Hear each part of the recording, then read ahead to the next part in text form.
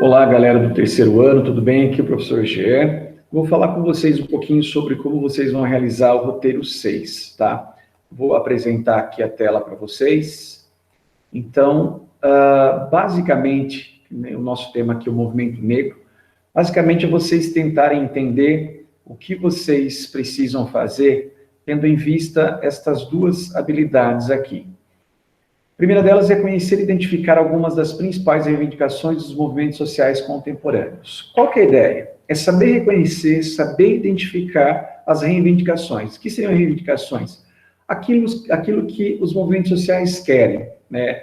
Quais são suas lutas, quais são os seus desejos para se construir uma sociedade mais igualitária.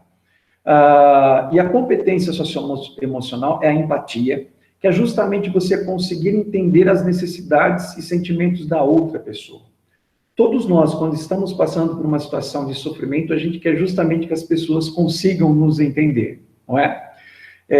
Saber das nossas dores.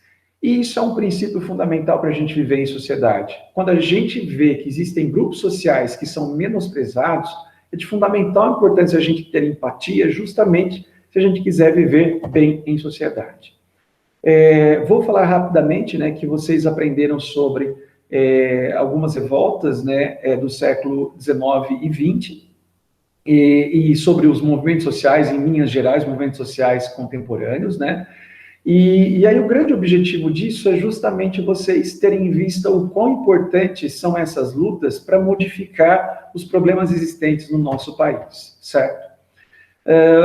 Sobre a questão da sensibilização, eu quero que vocês vão ver lá no roteiro que está escrito sensibilização, eu quero que vocês assistam um vídeo para mostrar algumas imagens, né, que mostram os horrores da escravidão. Muitas pessoas menosprezam o impacto da escravidão sobre o nosso país, não só para os afrodescendentes, mas para a sociedade brasileira como um todo. Então, de suma importância que vocês possam ver, tá? Rapidamente falando, o movimento negro, ele vai surgir de forma precária e clandestina já durante o período escravagista, né? Quando os afrodescendentes acabavam fugindo, né, das fazendas onde eram escravizados, e eles eram considerados, esse movimento naquela época, ele era considerado de certa forma precário e clandestina, justamente porque a escravidão ela tinha um amparo da lei, ou seja, um amparo do próprio Estado. Consequentemente, olha que paradoxo estranho, né? O africano que não se submetia à escravidão, ele era considerado um criminoso. Então, isso é um problema muito sério nesse período, né? Bom, acontece a abolição da escravidão, e a gente sabe que a abolição da escravidão não foi uma coisinha que a princesa Isabel estava com pena dos escravos, muito pelo contrário, existia uma pressão internacional para que se acabasse a escravidão aqui no Brasil, e aí, a partir do momento que assina, se impõe um grande desafio para os afrodescendentes, para os ex-escravos, né? A luta contra o preconceito e a desigualdade social. Num primeiro momento, durante o fim do século XIX, começo do século XX, jornais e revistas vão circular para tentar atender os interesses em termos de assuntos que seriam interessantes para a população negra do período, né? Mas esses periódicos acabaram se tornando um meio de denúncia, né, contra justamente o preconceito que existia. Com a chegada do Estado Novo, né, movimentos como esse da movimento negro vão acabar sendo extintos, mas ao fim do Estado Novo vão começar a se apoiar principalmente na luta que começaram a ter grande impacto social nos Estados Unidos, na Índia e na África do Sul. Principalmente na África do Sul e nos Estados Unidos, vocês vão ter dois grandes líderes mundiais, Martin Luther King e Nelson Mandela, que vão lutar justamente contra a situação de exclusão social da população negra, né? Então, o movimento negro no Brasil vai começar a se inspirar nesses movimentos. Bem, a partir dos anos 70, né, os grupos vão começar a se unir, né, para denunciar o preconceito, só que ainda assim vão encontrar muita resistência na sociedade. Para ter uma ideia, em 1995 teve uma marcha, mas somente em 2001, né, que vai ter, a partir de uma Conferência Mundial contra o Racismo, Discriminação Racial, Xenofobia e formas correlatas de intolerância, é que vai se começar a haver um interesse do governo brasileiro para conseguir encontrar práticas significativas, efetivas, contra a exclusão da população afrodescendente no Brasil, né? Então, vejam, um ponto muito importante para a gente observar: somente em 2003 que vão ser criados programas de cotas raciais, iniciativas estaduais e municipais para justamente promover uma maior igualdade racial na sociedade brasileira.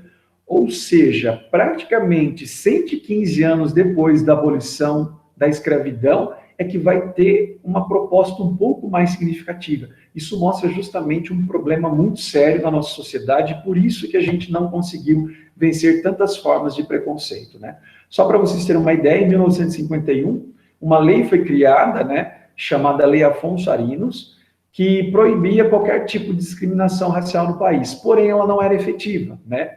Só com a lei de 1989, quando o crime do racismo no Brasil ele é considerado imprescritível e inafiançável. O que é imprescritível? Ele não tem prazo para terminar. Inafiançável, que a pessoa não pode pagar para responder em liberdade, né? Então, se a pessoa é pega de modo claro, escancarado, cometendo esse crime, né, em flagrante, né, ela é presa, né? Então, e a partir de 2012, que vão se modificar algumas questões relacionadas à criação de cotas, relacionadas a uma maior inserção da população negra nas universidades públicas do país, não é? Então, ou seja, existe toda uma história de exclusão, né, da população afrodescendente. A gente consegue observar principalmente isso nos diversos âmbitos sociais. A gente vê, por exemplo, na política, a gente vê nos cargos de maior relevância, né, uma gerência, entre outros, que a gente não vê pessoas afrodescendentes ocupando essas posições. Então, ou seja, a gente vê um problema muito sério. Bom, ainda hoje existem polêmicas para a gente ver como a gente não tem uma sociedade que diz que todo mundo aqui é aceito, né? Muito pelo contrário. Infelizmente, a gente tem ainda uma sociedade que ainda cria diversos problemas para aqueles que são afrodescendentes, né? Então, por exemplo, o sistema de cotas, que é uma política pública que atua no sentido de garantir o acesso de alguns grupos de pessoas em que elas são desfavoridas por uma série de situações, como, por exemplo, cotas para as pessoas conseguirem entrar numa faculdade. Muita gente se manifestou de forma contrária a isso. Se nós tivéssemos uma educação da mesma forma como existe na Dinamarca, em que o filho de um coletor de lixo estuda junto com o filho do deputado, a gente podia falar que não deveria existir um sistema de cotas. Mas enquanto, infelizmente, a gente não tem esta educação que é igualitária, a gente não pode falar que está tudo certo no nosso país. Não está tudo certo. Por isso que é importante ter pelo menos até a gente chegar a construir uma sociedade mais igualitária, ter essas políticas para compensar todo o problema enfrentado pela população afrodescendente. Além disso, muitas pessoas até hoje são alvos recorrentes de racismo, como, por exemplo, jogadores de futebol que são chamados de macacos nos estádios, mensagens que são ofensivas para atores, jornalistas, como, por exemplo, aconteceu com a Maria Júlia Coutinho, que é apresentadora de meteorologia do jornal, que era apresentadora de meteorologia, né, do jornal, enquanto, né, ela era apresentadora de meteorologia do Jornal Nacional.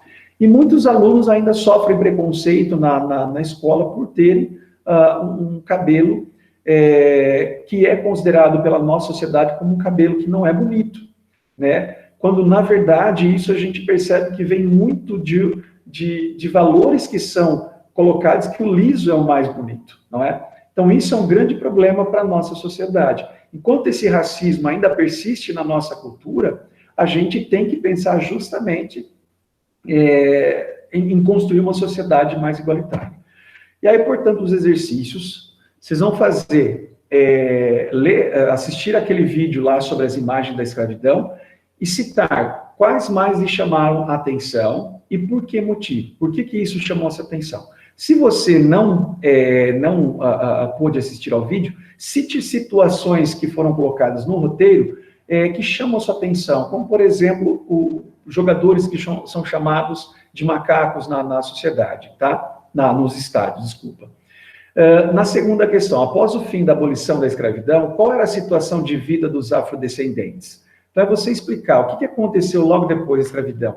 Eles tinham um lugar para onde ir? Como que era a situação? Tente imaginar como foi isso. Terceira, contra o que principalmente o movimento negro lutou no passado e pelo que luta nos dias atuais. Então, você vai fazer uma comparação. Quais eram os objetivos naquele primeiro momento e quais são os objetivos hoje? Ou seja, como o tempo passou, os objetivos eles são diferentes. O movimento negro no Brasil tem se constituído através de diversas políticas. E aí, na questão 4, vocês vão ter 4 alternativas, 3 são verdadeiras e uma incorreta, para você demonstrar qual que é a incorreta. E na quinta questão, você, da leitura que fez do texto, do roteiro, das reflexões que você fez a respeito do tema do movimento negro, você vai citar 3 aspectos que você aprendeu e que considera importante para ensinar para as próximas gerações. Ou seja, o que você vai ensinar para os seus filhos, para os seus netos, sobre a questão do racismo, sobre a questão da desigualdade racial e assim por diante, tá?